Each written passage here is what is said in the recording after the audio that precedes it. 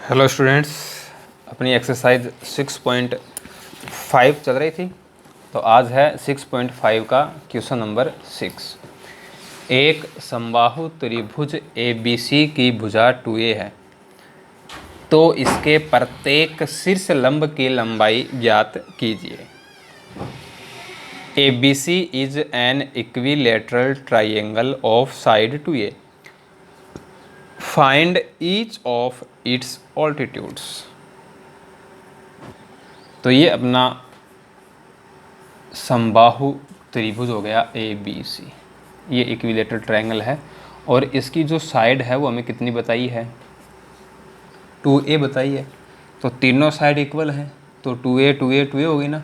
ये भी 2a है, ये भी 2a है और ये भी 2a है। शीर्ष लंब ऑल्टीट्यूड A से और BC पर हमने ये परपेंडिकुलर ले लिया, ये पॉइंट है D। तो AD है वो इसका क्या हो गया, शीर्ष लंब हो गया, ऑल्टीट्यूड हो गया। ठीक है। अब देखो हम बात करेंगे समबाहु त्रिभुज की, इक्विलेटरल ट्रायंगल की। ठीक है। चाहे उसमें माध्यिका हो, मीडियन हो, चाहे शीर्ष लंब ऑल्टीट्यूड हो, और चाहे बाइसेक्टर ऑफ एंगल हो, कोण का समद्विभाजक हो, तीनों एक ही हो जाते हैं, तीनों कोइंसाइड होंगे। यदि हमें इसमें मीडियन बोली गई होती तो ये मीडियन होती। यदि हमें इसमें एंगल ए का बाइसेक्टर कहें तो ये एंगल ए का बाइसेक्टर होगा। ये इक्विलेटरल ट्रायंगल है, समबाहु त्रिभुज है इसलिए। ठीक है ना। जो अदर ट्रायंगल हैं, जो बाकी त्रिभुज है ना, उनमें तो अलग अलग होंगे, इसमें सेम होंगे। इसका मतलब ये हो गया कि डी है वो BC का मिड पॉइंट होगा, डी BC का मध्य बिंदु होगा, क्योंकि हम जानते हैं कि यदि मीडियन है तो मीडियन तो फिर ये इसका मिड पॉइंट होगा। ठीक है। तो ये बात ध्यान में रखनी है, समबाहु त्रिभुज के अंदर तीनों चीज़ें एक ही होती हैं।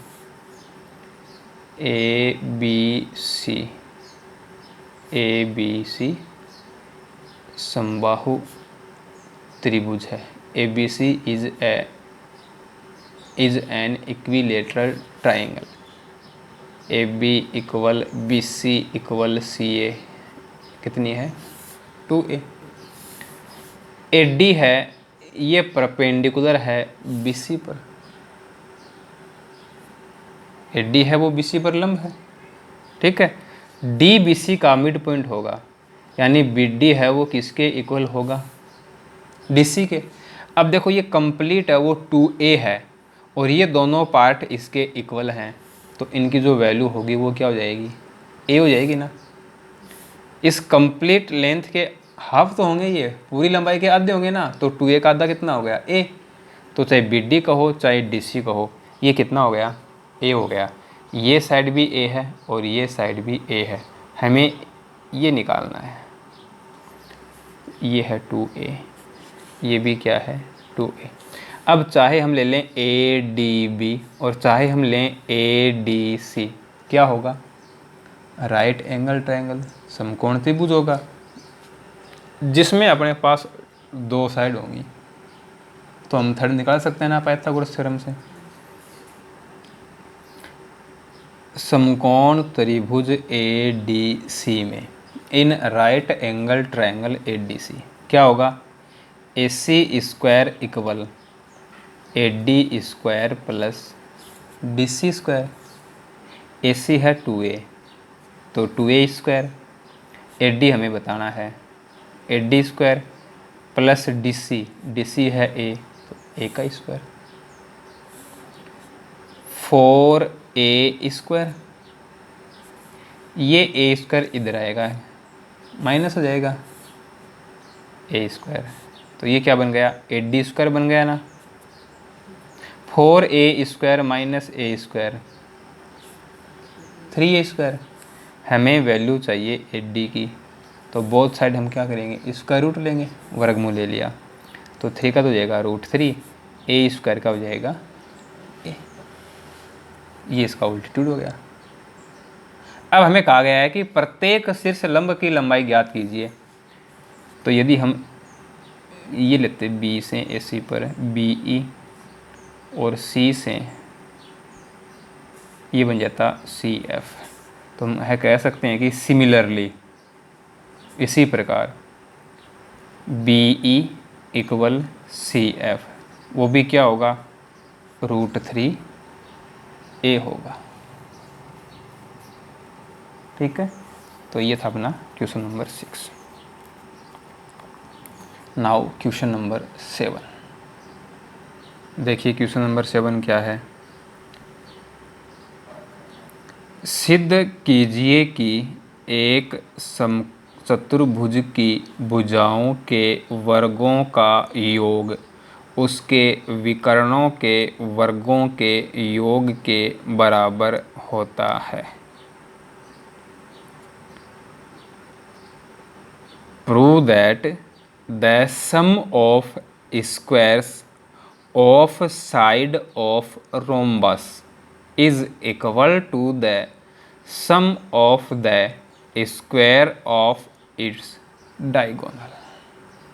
तो हमें क्या दिया हुआ है, एक समचतुर्भुज दिया हुआ है, एक रोम्बस दिया हुआ है।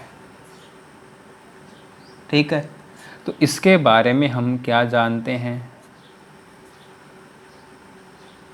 ऑल साइड्स आर इक्वल, चारों भुजाएं बराबर होती हैं, समान होती हैं, और इसके जो डायगोनल हैं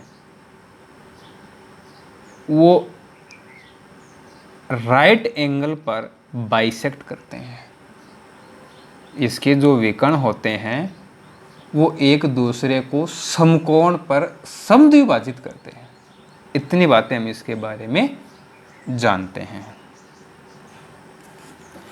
दिया है गिवन, क्या लिख देंगे, ए बी सी डी समचतुर्भुज है, A B C D is a rhombus. ठीक है, अब ये इसके डायगोनल्स हो गए जो कहाँ इंटरसेक्ट करते हैं, ओ पर, जिसके विकर्ण परस्पर ओ पर प्रतिच्छेद होते हैं।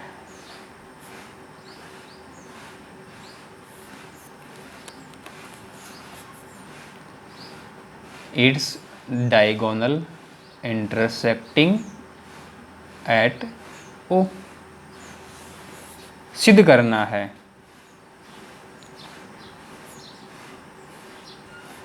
टू प्रूव,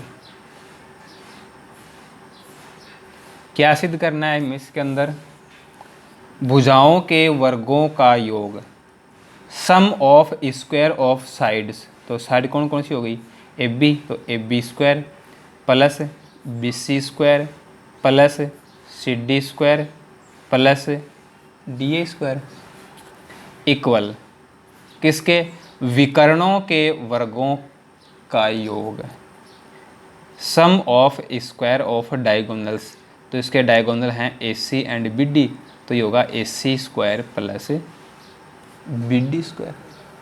ये हमें इसमें प्रूव करना है। ठीक है, तो अब देखिए इसका प्रूफ देखिए। अब यहाँ डायगोनल्स की बात की गई है, विकर्णों की बात की गई है, तो उसके बारे में हम जो जानते हैं वो लिखते हैं। सम चतुर्भुज के विकर्ण परस्पर समकोण पर समद्विभाजित होते हैं। ये बात हम समचतुर्भुज के बारे में जानते हैं। ठीक है, diagonals of rhombus are bisecting at right angle. इसका मतलब तो ये हो गया ना कि ए ओ इक्वल होगा ओ सी के, और ये क्या होंगे, ए सी का हाफ होगा। ओ बी है वो इक्वल होगा ओ डी के, और ये है वो क्या होगा, BD का हाफ होगा। और यहाँ ये जो एंगल है वो 90 डिग्री के हैं। इतनी बात हमें इसके अंदर पता लग गई। अब देखो AB square, BC square, CD square, sides का स्क्वायर हो रहा है, भुजाओं का वर्ग हो रहा है। और ये तो किस में होता है, समकोण त्रिभुज में होता है, राइट एंगल ट्रायंगल में होता है। ये चारों देखो राइट एंगल ट्रायंगल है, ठीक है। इन राइट एंगल ट्रायंगल AOD क्या होगा, AD square equal AO square plus OD square. इसको हमने इक्वेशन 1 बोल दिया। इन राइट एंगल ट्रायंगल AOB, समकोण त्रिभुज AOB में AB square equal AO square plus OB square, इसको हमने इक्वेशन 2 बोल दिया। इन राइट एंगल ट्रायंगल BOC क्या होगा, BC square equal BO square plus OC square, इसको हमने इक्वेशन 3 बोल दिया। इन राइट एंगल ट्रायंगल COD क्या होगा, CD square equal CO square plus OD square, इसको हमने इक्वेशन 4 बोल दिया। चारों राइट एंगल ट्रायंगल थे, उनमें हमने पाइथागोरस थ्योरम लगा दी। अब हमें चाहिए AB square plus BC square plus CD square plus AD square की वैल्यू, या कहें हमें चाहिए AC square plus BD square की वैल्यू। तो यहाँ हम देखा कि AD, AB, BC, CD इनका स्क्वायर मिल रहा है, तो इन चारों के यदि हम ऐड करते हैं तो ये बनता है ना। तो इन चारों इक्वेशन को ऐड कर दो, चारों समीकरण को जोड़ दो। समीकरण 1, 2, 3 व 4 जोड़ने पर, on adding equation 1, 2, 3 and 4 we get AB square plus BC square plus CD square plus DA square equal AO square plus OB square plus BO square plus OC square plus CO square plus OD square plus OA square plus OD square. ये आ गया अपने पास। तो LHS तो वो ये जो हमें चाहिए, लेकिन RHS है वो हमें नहीं चाहिए, हमें तो चाहिए AC square plus BD square है। तो RHS है उसको हमें थोड़ा सोल्व करना है और इस रूप में लेके आना है, इस फॉर्म में लेके आना है। अब AO कहें या OA कहें, बात तो एक ही है। तो देखो ये AO और ये भी AO, तो इन दोनों को ऐड करेंगे तो 2OA स्क्वायर बन जाएगा ना। ऐसे ही ये भी OB, ये भी OB, ये भी OC, ये भी OC, ये भी OD, ये भी OD, यानी प्रत्येक है वो 2 टाइम आया है, प्रत्येक 2 बार आया है। तो मैं 2 कॉमन लेके ऐसा लिख सकता हूँ ना, OA square plus OB square plus OC square plus OD square, ऐसा लिख सकते हैं ना इसको। अब देखो 2 इंटू OA, ये रहा OA, OA किसके इक्वल है, AC/2 के। तो OA की जगह हम क्या रख देंगे, AC/2 रख देना। और यहाँ OA का क्या हो रहा है, स्क्वायर हो रहा है, तो AC/2 का भी क्या होगा, स्क्वायर। AC का स्क्वायर करेंगे तो AC स्क्वायर बन जाएगा, और 2 का स्क्वायर करेंगे तो 4 प्लस OB, ये रहा OB, तो ये बन जाएगा BD स्क्वायर/4। OC ये बन जाएगा AC स्क्वायर/4। OD ये इक्वल है BD/2 के, तो OD स्क्वायर ये बन जाएगा BD स्क्वायर/4। अब देखो 2 इंटू AC स्क्वायर/4, ये 2 बार आया है, तो ये बन जाएगा 2 इंटू AC स्क्वायर/4। ऐसे ही BD स्क्वायर भी 2 टाइम्स आया है, तो ये बन जाएगा 2 इंटू BD स्क्वायर/4। 2 से 4 2 टाइम कैंसिल हो जाएगा, और 2 है वो एलसीएम आ जाएगा। एलसीएम लेंगे तो ये बन जाएगा A C square plus B D square upon 2। यहाँ 2 से 2 क्या हो जाएगा, कैंसिल, क्या बचेगा, A C square plus B D square. ये हमें चाहिए था, ये प्रूव हो गया। A B square plus B C square plus C D square plus D A square equal A C square plus B D square. ये prove हो चुका, ये हमें इसमें प्रूव करना था। अब देखिए क्वेश्चन नंबर 8। ये फिगर दे रखी है अपने को 6.54।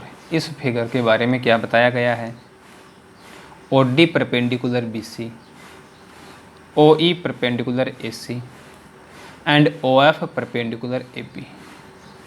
तब हमें ये इसमें 2 रिजल्ट प्रूव करने हैं, ठीक है।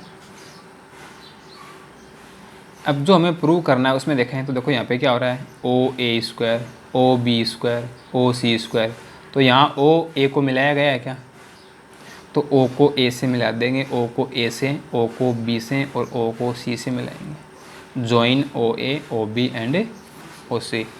और साइड्स का स्क्वायर हो रहा है तो क्या करना है, ये साइड जिस भी ट्रायंगल के अंदर हैं, जिस भी त्रिभुज के अंदर हैं, उसमें पाइथागोरस थ्योरम अप्लाई करना है।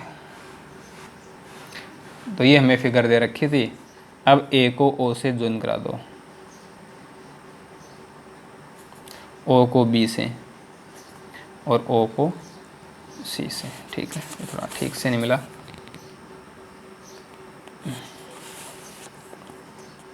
ओ A, O B, O C को मिलाया, join O A, O B and O C. अब हम लेकर चलते हैं इसका पार्ट फर्स्ट। फर्स्ट जो पार्ट है इसका, ओ A, O B, O C, O A, O B, ओ ए ये साइड ये है, ओ बी साइड ये है, ओ सी साइड ये है। फिर आगे है ओ डी, ओ डी ये है, ओ ई ये है, ओ एफ ये है, ए एफ ये है, बी डी ये है, सी ई ये है। तो देखो इसमें एक साइड ये आ गई, एक साइड ये आ गई। तो इस ट्रायंगल की 2 साइड आ गई, इस ट्रायंगल की 2 साइड आ गई और इस ट्रायंगल की 2 साइड आ गई। तो क्या करना है, एक बार के लिए हमें ये ट्रायंगल और ये ट्रायंगल लेना है। In triangle A F O, B D O and triangle C O E, ये 3 ट्रायंगल ले लिए हमने। तीनों ही राइट एंगल ट्रायंगल हैं। देखो ये तो बताया हुआ है हमें, ठीक है ना, ये बात हमें क्वेश्चन में दी हुई है। ये तीनों ही राइट एंगल ट्रायंगल हैं और जब ये तीनों राइट एंगल ट्रायंगल हैं तो इनमें क्या लगेगी, पाइथागोरस थ्योरम लगा दो। ए एफ ओ, इस ट्रायंगल में क्या लिखेंगे, O A square equal A F square plus O F square से इक्वेशन 1। फिर है बी डी ओ, ये ट्रायंगल, इसमें क्या लिखेंगे, O B square equal B D square plus O D square equation 2। C O E, ये ट्रायंगल, इसमें क्या लिखेंगे, O C square equal O E square plus C E square. ये लिख दिया हमने।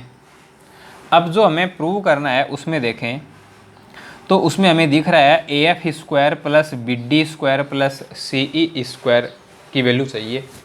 यदि आरत से देखें तो ये है ए एफ स्क्वायर, ये है बी डी स्क्वायर और ये है सी ई स्क्वायर, यानी इन तीनों को हमें ऐड करना चाहिए।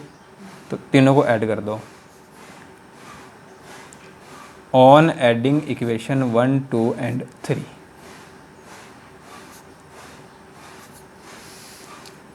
तो ये बन जाएगा O A square plus O B square plus O C square equal A F square plus O F square plus B D square plus O D square plus O E square plus C E square. अब जो हमें prove करना है उसमें R H S में सिर्फ क्या है, ए एफ स्क्वायर है, बी डी स्क्वायर है, सी ई स्क्वायर है।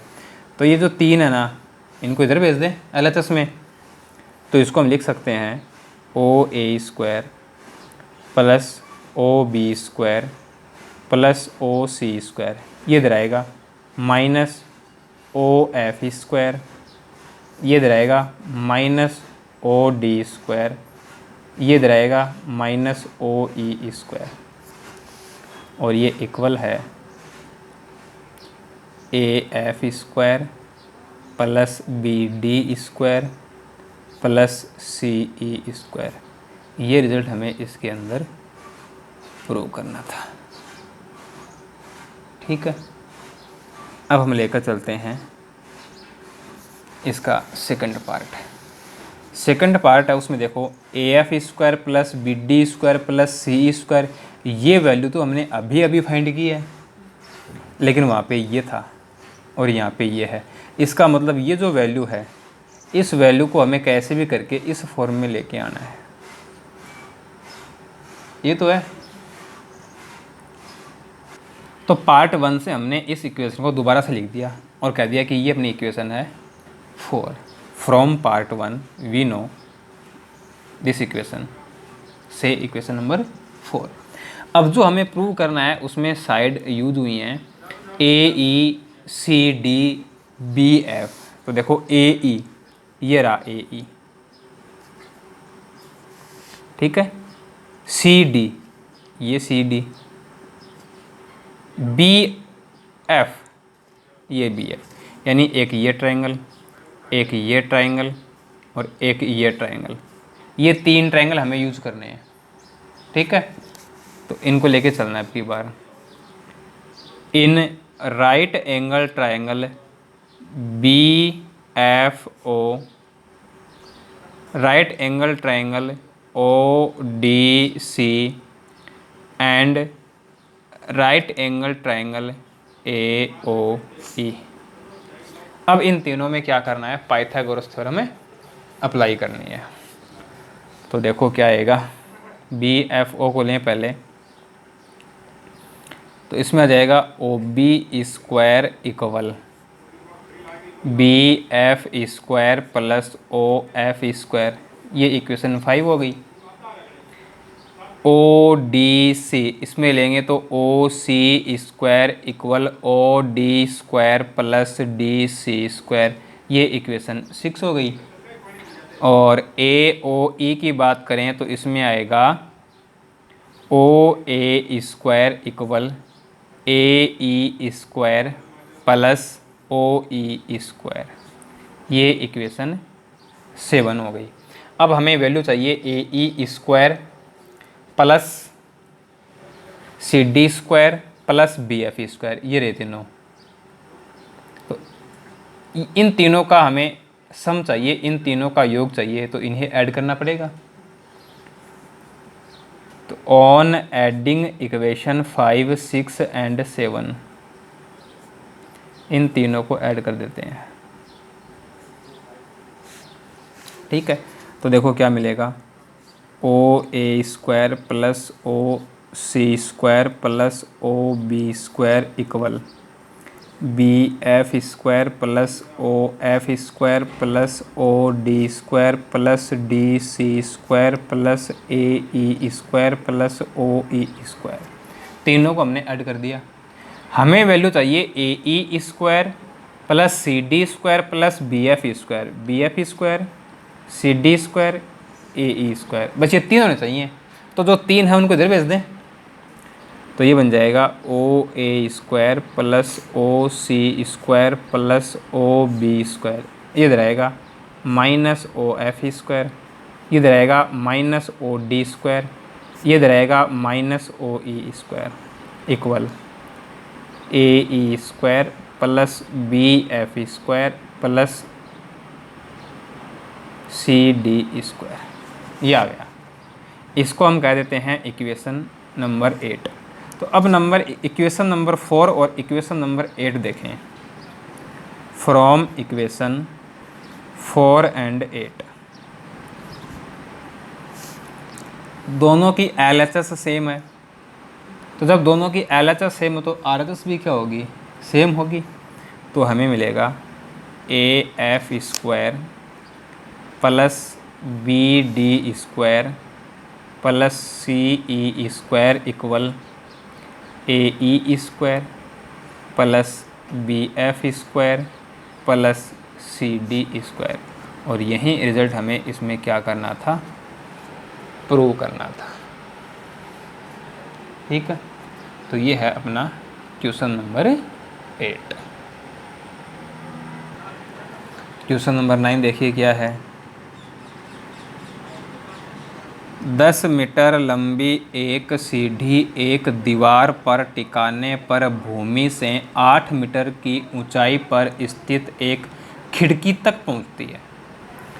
दीवार के आधार से सीढ़ी के निचले सिरे की दूरी ज्ञात कीजिए। ए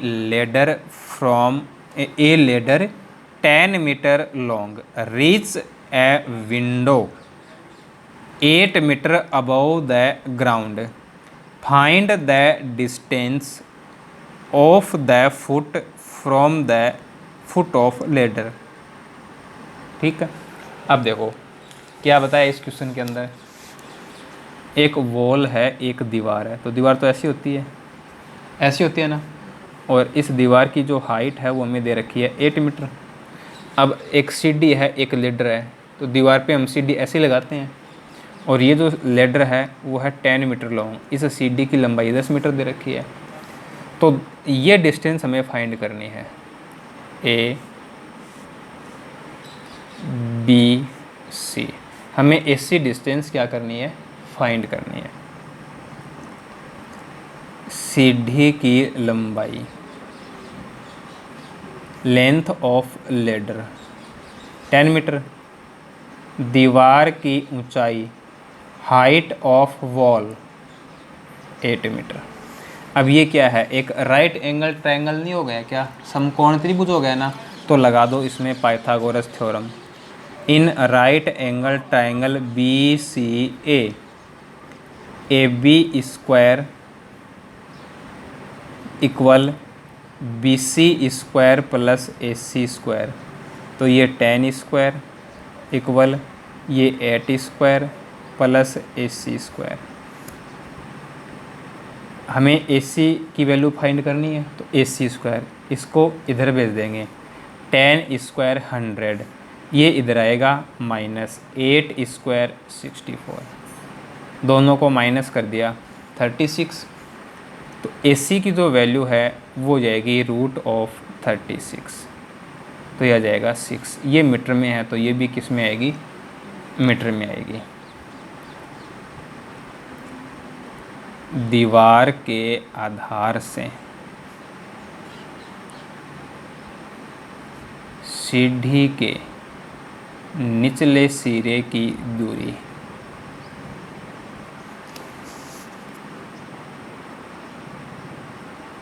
कितनी है, 6 मीटर है। ठीक है, so distance between the foot of wall and base foot of ladder and base of wall equal 6 metre. ठीक है, so distance between foot of ladder and base of wall equal 6 metre. ये है अपना question number 9।